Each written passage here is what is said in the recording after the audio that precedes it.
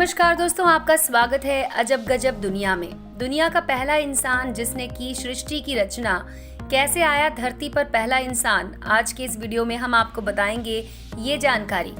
तो दोस्तों सब्सक्राइब कर लीजिए अजब गजब दुनिया को और बेल आइकन को दबाना मत भूलिएगा। दुनिया में विज्ञान कितनी भी तरक्की कर ले मगर अभी तक ये नहीं पता लगा पाया है कि संसार को किसने बनाया, मनुष्य की उत्पत्ति कैसे हुई।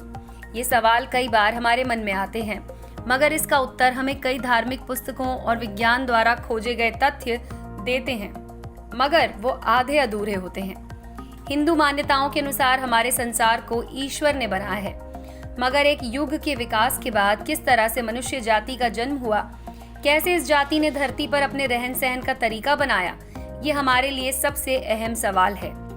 मगर वो कौन सा इंसान था जो हमें धरती पर लेकर आया? इस सवाल से ऊपर भी एक सवाल है कि आखिरकार पहला मनुष्य कौन था, वो कहां से आया था और उसे बनाने वाला यानी कि रचयिता कौन था, उसका संसार में आना और किस समय पर आना, ये सभी सवाल, इनका जवाब इंसान जानना चाहता है। हम सब का आधार वही है जिसके कारण हम सब की उत्पत्ति हुई। हिंदू धर्म के अनुसार संसार में सबसे पहले जन्म लेने वाले मनु और शत्रुपा थे। पश्चिम सभ्यता के अनुसार एडम और ईव थे, मगर इन दोनों को बनाने वाला कौन था? पौराणिक कथा के अनुसार मनु की रचना ब्रह्मा ने की थी। ऐसा कहा जाता है कि मानव जाति की रचना के लिए भगवान ब्रह्मा ने दो लोगों को बनाया, पुरुष और एक तरफ स्त्री। मानव जाति को आगे बढ़ाने के लिए ब्रह्मा के लिए जरूरी था कि वो पुरुष और स्त्री की रचना करें। ब्रह्मा द्वारा बनाए गए पुरुष थे मनु और शत्रुपा। आज हमारी सांसारिक दुनिया में जितने भी लोग मौजूद हैं वो सभी मनु और शत्रुपा से उत्पन्न हुए हैं। संसार में आने वाला सबसे पहला इंसान मनु था। दोस्तों आपको बता दें कि संस्कृत में इसे मनुष्य कहा जाने लगा और अंग्रेजी भाषा में मिलते जुलते नाम है मैन। आपको बता दें कि ये सभी नाम पहले मनुष्य मनु से जुड़े हुए हैं। पुराणों में दर्ज एक कथा के अनुसार एक समय था जब भगवान ब्रह्मा देवों, असुरों और पितरों का निर्माण करने के बाद शक्तिहीन महसूस करने लगे। उन्हें समझ में नहीं आ रहा था कि किस चीज की रचना करें। उसके बाद मन और मस्तिष्क को कुछ शांति हो तो उसके लिए भगवान को एक काया का निर्माण करना हुआ। जी हाँ, वो काया जब उनके सामने आकर खड़ी हुई उसे देखकर उन्हें बेहद अचंभा हुआ कि वो कोई मामूली काया नहीं बल्कि हूबहू उनके जैसी दिखने वाली परछाई थी। उस परछाई को देखकर ब्रह्मा समझ न सके कि उन्हें के साथ आखिरकार क्या हुआ।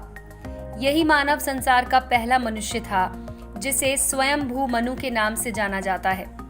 पौराणिक कथा से एक और सवाल मन में आता है कि हिंदू मान्यताओं में तो मनु ने जन्म लिया, लेकिन पश्चिमी सभ्यता के अनुसार पहला मानव कौन था? बाइबल की बात करें तो जिस तरह से पौराणिक कथा में ब्रह्मा के शरीर से मनु ने जन्म लिया, बाइबल में ईश्वर के शरीर की परछाई ने जन्म लिया था और यही परछाई मनु की तरह ईश्वर की छाया थी, उनकी तरह ही दिखाई भी देती थी। बाइबल में इस परछाई का नाम एडम दिया गया है। बताया जा रहा है कि बाइबल में एडम के जन्म पर एक वाक्य है, man was created in the image of his maker, जिसका मतलब है कि भगवान की परछाई में मनुष्य ने जन्म लिया। इन दोनों कथाओं से साबित होता है कि मनु ही वो पहला इंसान है जिसने मनुष्य के रूप में धरती पर जन्म लिया। मनु के साथ भगवान ब्रह्मा द्वारा एक स्त्री शत्रुपा की रचना हुई।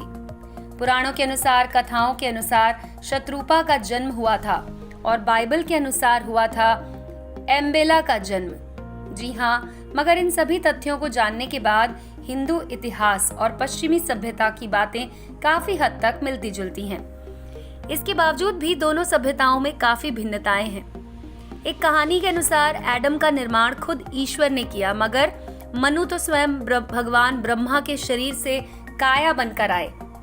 दूसरी ओर मनुष्य का पहला स्त्री रूप बाइबल के अनुसार मनु की पसली से बनाया गया था, मगर पुराणों के अनुसार शत्रुपा का जन्म भी भगवान ब्रह्मा की निकली काया से हुआ था। पुराणों के अनुसार मनु और शत्रुपा के जन्म के बाद भगवान ब्रह्मा द्वारा उन्हें धरती पर मानवीय संसार को स्थापित करने के लिए भेजा गया। इस सब में एक और बात है कि हिंदू पुराण के अनुसार केवल एक ही नहीं बल्कि एक से भी ज्यादा मनु ने जन्म लिया था। अगर आंकड़ों के हिसाब से कहें तो पुराणों में दर्ज ये सभ्यता बताती है कि उस समय एक नहीं 10 मनु ने जन्म लिया था, तो फिर हम कैसे कह सकते हैं कि पहला इंसान केवल मनु था। इस संदर्भ में पुराण का कहना है कि मनु केवल एक इंसान नहीं बल्कि एक समूह का प्रतिनिधित्व करता है। यानी कि मनु एक अकेला पुरुष नहीं बल्कि 10 लोगों का समूह था, जिनका जन्म एक ही उद्देश्य से होने की वजह से उन्हें मनु कहकर बुलाया जाने लगा। तो दोस्तों, ये तो थी जानकारी अजब गजब दुनिया से जुड़ी हुई। आपको ये वीडियो कैसा लगा दोस्तों, इसके बारे में हमें जरूर बताएं।